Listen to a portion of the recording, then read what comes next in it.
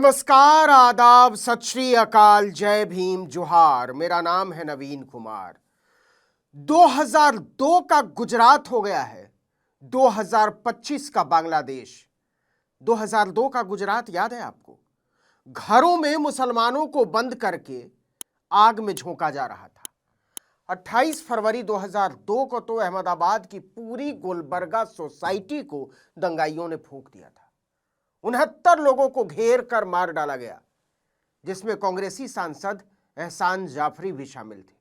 उनकी पत्नी ने आरोप लगाया था कि वो तत्कालीन मुख्यमंत्री नरेंद्र मोदी के कार्यालय को फोन करते रह गए, लेकिन कोई मदद नहीं मिली। आज वही नरेंद्र मोदी पिछले 11 साल से देश के प्रधानमंत्री हैं और उनकी व्यवस्था को राम राज कहकर प्रचारित किया जा रहा है। तो लगता है कि बांग्लादेश के दंगाइयों ने भी भारत के दंगाइयों से सबक लिया है।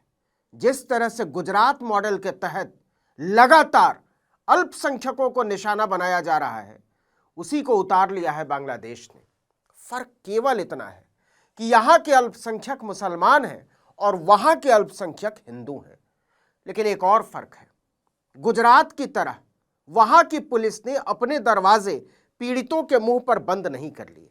आपको बता दें कि बांग्लादेश में हिंदू परिवारों के कम से कम 5 घरों में आग लगाने की घटना सामने आई। 27 दिसंबर को फिरोजपुर जिले के दमरीताला गांव में जब लोग अपने अपने काम में व्यस्त थे, तब दंगाइयों ने चुपके से दरवाजों की कुंडी बाहर से लगा दी और इसके बाद आग में झोंक दिया। कुछ रिपोर्टों में कहा गया कि हमलावरों ने कमरे में कपड़े भर के आग लगाई, जिससे आग तेजी से पूरे घर में फैल गई। कुल 8 लोग टिन और बांस की बाड़ काटकर बाहर निकलने में कामयाब रहे, लेकिन उनका घर, सामान, पालतू जानवर पूरी तरह जलकर राख हो गए। हिंदू पड़ोसी के घर में आग लगा देखकर आसपास के लोग बुझाने के लिए दौड़े, बचाने के लिए दौड़े। घटना का एक वीडियो सोशल मीडिया पर वायरल हुआ, जिसमें लोग आग को बुझाने की कोशिश करते नजर आ रहे हैं। पुलिस भी पहुंची। स्थानीय पुलिस ने 5 संदिग्धों को तुरंत गिरफ्तार भी कर लिया। अधिकारियों के मुताबिक आग लगने की सटीक वजहों का पता नहीं चल पाया है, जांच चल रही है। आपको पता ही है कि बांग्लादेश में हिंदू अल्पसंख्यकों के खिलाफ ईश निंदा यानी धर्म का अपमान करने के आरोपों से जुड़े मामलों में तेजी से बढ़ोतरी हुई है। जून से दिसंबर 2025 के बीच 6 महीने में अल्पसंख्यकों पर हमले की कम से कम 71 घटनाएं दर्ज की गई हैं। ये जानकारी बांग्लादेश के अल्पसंख्यकों पर काम करने वाले संगठन human rights Congress for Bangladesh minorities यानी HRCBM ने अपनी रिपोर्ट में दी है। बांग्लादेश की कार्यवाहक सरकार ने भी इस रिपोर्ट को संज्ञान में लिया है।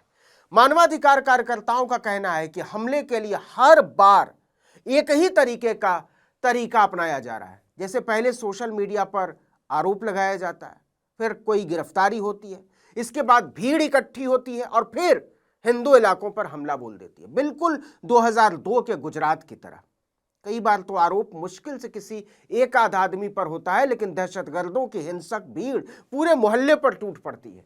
ईश निंदा के आरोप डर फैलाने और अल्पसंख्यकों को दबाने का हथियार बनते जा रहे हैं। HRCBM का कहना है कि बांग्लादेश के 30 से ज्यादा जिलों में हिंदू अल्पसंख्यकों को निशाना बनाया गया है। रंगपुर, चांदपुर, चटगांव, दिनाजपुर, खुलना, कुमिल्ला, गाजीपुर, टांगाइल और सिलहट जैसे कई इलाकों में ऐसे मामले सामने आए हैं और आते चले जा रहे हैं।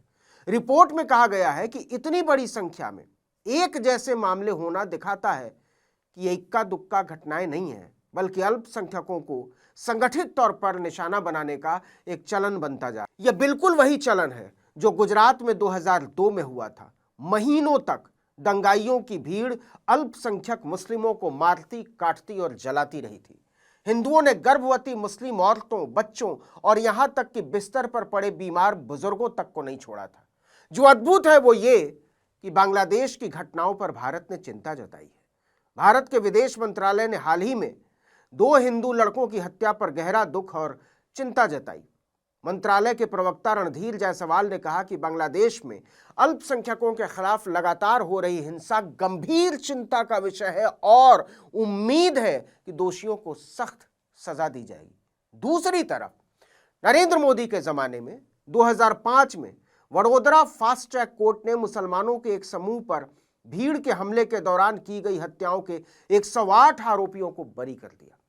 इसी तरह 12 अप्रैल 2005 को एक कोर्ट ने 25 आरोपियों को बरी कर दिया था। पंचमहल जिले के पावागढ़ और ढिकवा गांव के 50 लोगों को सबूतों के अभाव में दंगों के आरोपों से बरी कर दिया गया। 9 नवंबर 2011 को द्विपदा दरवाजा नरसंहार में अहमदाबाद की एक अदालत ने एक इमारत को जलाकर दर्जनों मुसलमानों को मार डालने के मामले में 40 लोगों को सबूतों की कमी के कारण हत्या के आरोपों से बरी कर दिया था। इसी तरह 30 जुलाई 2012 को 60 लोगों को बरी कर दिया गया। कहने का मतलब यह है कि जो बांग्लादेश में हिंदुओं के साथ हो रहा है वो गलत है, सरासर गलत है। यह दहशतगर्दी है, दरिंदगी है, बिल्कुल उसी तरह जैसे 2002 में गुजरात में मुसलमानों के साथ जो हुआ वो दहशतगर्दी और दरिंदगी थी। दोनों ही मामलों में सरकारों, पुलिस और राज्य मशीनरी पर सवाल उठे।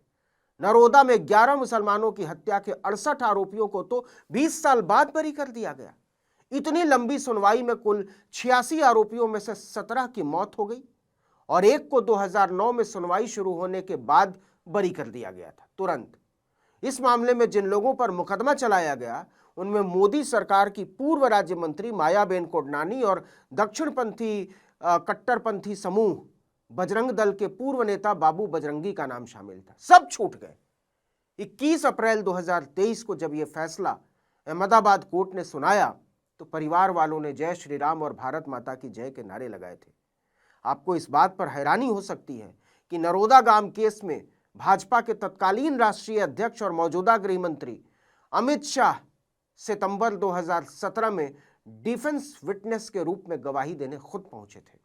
उन्होंने कोर्ट में खड़े होकर कहा था कि 28 फरवरी 2002 को उन्होंने माया कोडनानी को सवेरे गुजरात विधानसभा में और फिर सिविल हॉस्पिटल में देखा था। कहने का मतलब यह है कि हत्या सिर्फ हत्या होती है, दंगा सिर्फ दंगा होता है और हत्यारे दंगाई मानवता के लिए सिर्फ कलंक होते हैं। ऐसा करने वाले गुजरात में हो या बांग्लादेश में, हिंदू हो या मुसलमान, सरकार के मुखिया नरेंद्र मोदी हो या मोहम्मद यूनुस, कोई फर्क नहीं पड़ता। एक नागरिक के तौर पर, एक सभ्यता के तौर पर और एक लोकतंत्र के तौर पर भी जब तक हम इसे स्वीकार नहीं करेंगे, दुनिया नरसंहारों का विरोध करने की हमारी नैतिकता को संदिग्ध निगाहों से देखती रहेगी। यह गाजा पट्टी के लिए भी उतना ही सच है, आर्मेनिया, कंबोडिया और रवांडा के नरसंहारों के लिए भी, और बांग्लादेश के लिए भी, गुजरात के लिए भी। सुविधाजनक तरीके से 2002 के गुजरात नरसंहार को भुलाकर हम सिर उठाकर कभी नहीं बोल सकते कि बांग्लादेश में जो हो रहा है वो गलत है, और ना ही हम वहां की सरकार से इंसाफ की कोई नैतिक मांग कर सकते हैं। अपने इतिहास से नजरें चुराने वाले दुनिया को लोकतांत्रिक तकाजों का पाठ कैसे पढ़ा सकते हैं। इस वीडियो में इतना ही, लेकिन अगर आपने आर्टिकल 19 इंडिया को अब तक सब्सक्राइब नहीं किया है तो फौरन कर दीजिए, बेल आइकॉन दबाइए, घंटी जैसी आकृति लाइक कीजिए और कमेंट करके बताइए हमारा वीडियो आपको कैसा लगा। हमारा ट्विटर हैंडल है article19_India और मेरा ट्विटर हैंडल है नवीन जर्नलिस्ट। नमस्कार।